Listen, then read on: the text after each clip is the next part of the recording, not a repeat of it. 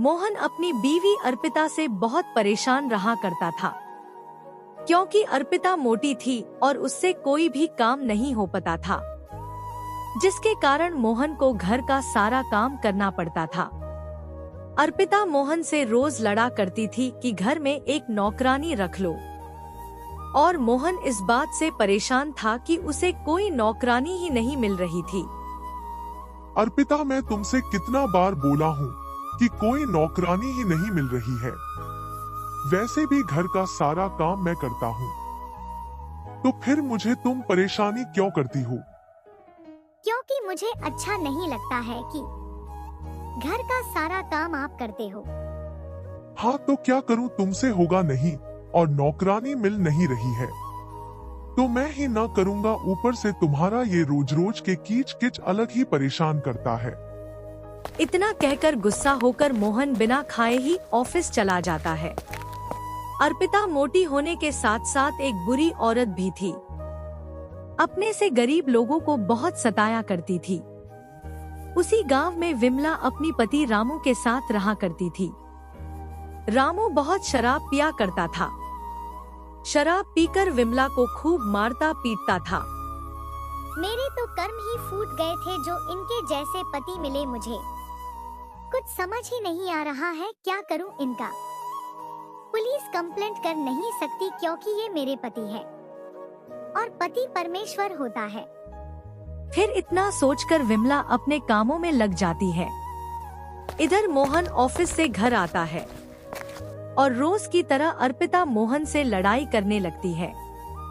मोहन बेचारा क्या करता, कुछ देर सुनता है और फिर किचन में जाकर खाना बनाता है।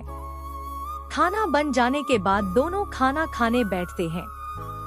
तभी अर्पिता बोलती है, क्यों मोहन, आज भी नौकरानी नहीं मिली क्या? मुझे समझ में ही नहीं आता है कि तुम कैसी औरत हो, जब तुमको हम बताए हैं कि नहीं मिल रही है, फिर भी तुम्हारा रोज रोज का एक ही नाटक लगा रहता है। कभी भी चैन से खान भी नहीं देती हो। अब खाओ, मैं जा रहा हूँ सोने। मोहन गुस्सा होकर बिना खाए ही सोने चला जाता है। खाना खाकर अर्पिता भी आकर सो जाती है। अगले सुबह मोहन सारा काम करके ऑफिस के लिए निकल जाता है। पूरा दिन मोहन का काम में ही निकल जाता है। शाम को मोहन ऑफिस से घर आ रहा था, तभी उसे एक औरत रोती हुई दिखाई देती है। मोहन उस औरत के पास जाता है और बोलता है, अरे बहन जी, आप रो क्यों रही हो? सब ठीक तो है ना? क्या बताऊं साहब जी, मेरे पति शराब पीकर मुझे रोज मारते पीटते थे। आज मैं उनसे बस ये पूछी कि इतना पीते हो, पैसे कहाँ से आते हैं। उन्होंने ये कहकर मुझे घर से निकाल दिया कि तू कौन होती है मुझे हिसाब मांगने वाली। अब मुझे समझ में ही नहीं आ रहा है कि मैं कहाँ जाऊँ।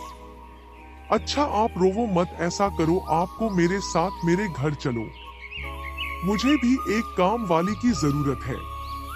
तुम घर का सारा काम कर देना और एक कमरा दे दूंगा, उसी में रहना। इससे मेरा भी काम हो जाएगा और तुम्हारा भी।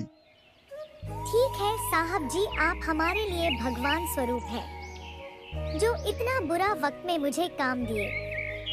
हाँ हाँ चलो। मोहन विमला को अपने घर ले आता है और अपनी पत्नी अर्पिता को आवाज लगता है, अर्पिता इधर आओ, देखो मेरे साथ कौन आई है। मोहन की आवाज सुनकर अर्पिता वहां आती है और मोहन के साथ उस औरत को देखकर पूछती है, ये औरत कौन है आपके साथ? इसका नाम विमला है। अब यही हमारे घर का सारा काम करेगी। अच्छा, तो काम वाली है क्या?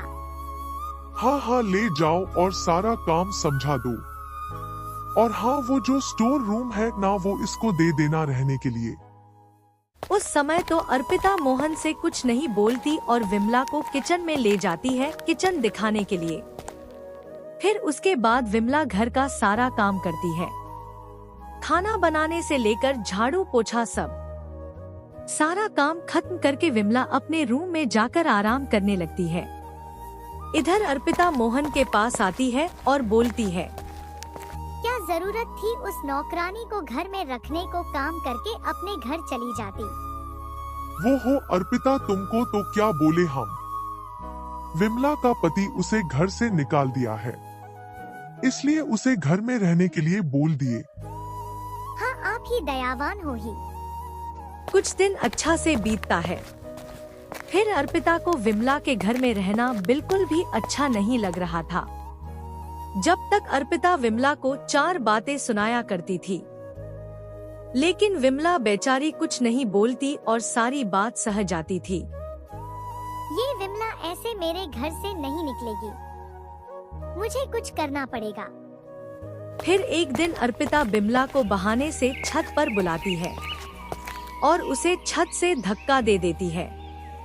ऊंचाइयों से गिरने के कारण विमला की मौत हो जाती है और विमल एक भयंकर चुड़ैल बन जाती है। मालकिन, आपने ये मेरे साथ अच्छा नहीं किया, मैं आपको नहीं छोड़ूंगी। फिर कुछ दिन तो ठीक से बीतता है और एक दिन मोहन खाना बनाकर ऑफिस चला जाता है और अर्पिता अभी खाने को बाकी थी। तब तक चुड़ैल किचन में आती है और सारा खाना खा जाती है। जब अर्पिता किचन में आती है खाना ले जाने के लिए, तो देखती है कि किचन में तो खाना ही नहीं बचा था। ये क्या, मोहन ने मेरे लिए खाना नहीं बनाया है क्या? अब खाना बचा नहीं था और अर्पिता बना नहीं सकती थी। फिर ऐसे ही भूखी अपने कमरे में जाकर मोबाइल चलने लगती है। शाम को जब मोहन घर आता है तो वो मोहन से पूछती है, मोहन, तुमने मेरे लिए खाना नहीं बनाए थे क्या? अरे ये कैसे हो सकता है कि मैं बना के खा लूं और तुम्हारे लिए ना रखूं। मैं तो खाना किचन में ढक कर गया था। पर मैं किचन में गई तो सारा खाना खत्म हो गया था। वो तब बिल्ली आई होगी और खाना खाकर चली गई होगी। लेकिन उस दिन के बाद से अर्पिता के साथ ऐसा रोज रोज होने लगता है, जिससे अर्पिता पूरी तरह परेशान हो जाती है। फिर एक दिन चुड़ैल अर्पिता के कमरे में जाती है। चुड़ैल को देखकर अर्पिता पूरी तरह से डर जाती है। क्यों रे मालकिन, मुझे मारकर तुझे क्या मिला? मैं क्या बिगड़ी थी तेरा? क्या मतलब, तुम कौन हो? मैं तुम्हें कब मारी? मैं कोई और नहीं हूँ, बल्कि तुम्हारी नौकरानी विमला हूँ और मैं अब आई हूँ तुमसे बदला लेने। अब मैं तुझे मार दूंगी। दोनों बात कर ही रहे थे कि तभी वहाँ मोहन आता है। मोहन को आते देख चुड़ैल वहाँ से गायब हो जाती है और अर्पिता पूरी तरह से डर हुई थी। अरे क्या हुआ अर्पिता, तुम इतना डरी क्यों हो? नहीं, बस ऐसे ही। क्या करूं, मोहन को बता दूं कि मैं ही उस नौकरानी विमला को मारी हूं? नहीं नहीं, ये बात यदि मोहन को पता चली तो पता ना मोहन मेरे साथ क्या करेगा। फिर मोहन वहाँ से काम करने चला जाता है। इधर अर्पिता हर वक्त डरी सी रह रही थी कि कहीं वो चुड़ैल उसे मार ना दे। फिर क्या, चुड़ैल आती है और अर्पिता को मार देती है। अर्पिता को मारने के बाद चुड़ैल की आत्मा को मुक्ति मिल जाती है।